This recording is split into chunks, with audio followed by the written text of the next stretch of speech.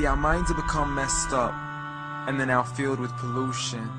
TV screens and magazines, we're beginning to look for a solution.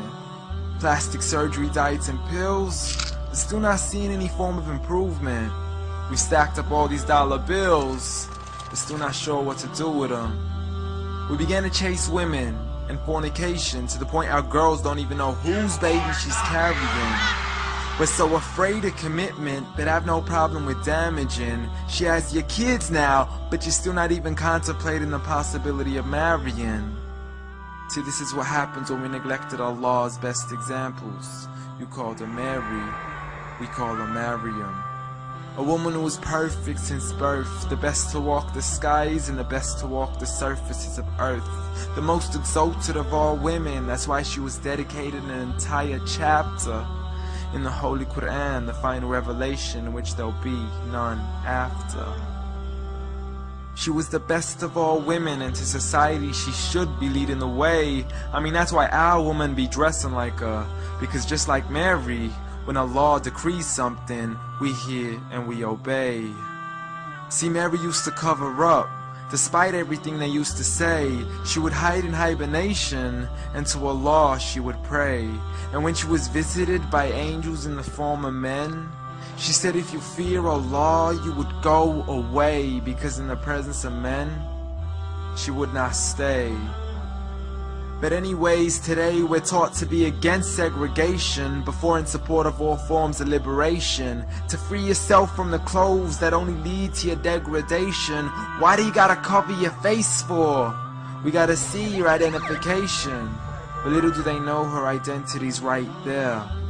A woman who fears Allah and commits to her religious obligations. See, I respect all women too, because that's what my religion teaches. To lower your gaze when you're walking, there's no need to check out every second woman's features. There's no need to even shake another woman's hand, because in reality, there's only one reason why a guy would be pleased to meet you.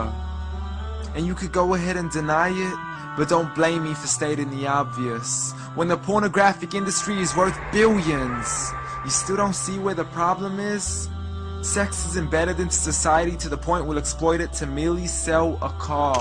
So you can act like this is all new to you, but you know for a fact how innocent we really are. I mean, just look at the simplistic way we're taught to dress. It's like if you dress less, then you're destined for success. You then force your women into heels and have the nerve to say that we oppress. You got it to dress up tightly, like it's an opportunity. But every time we lose our minds, it's like, see what these ladies do to me?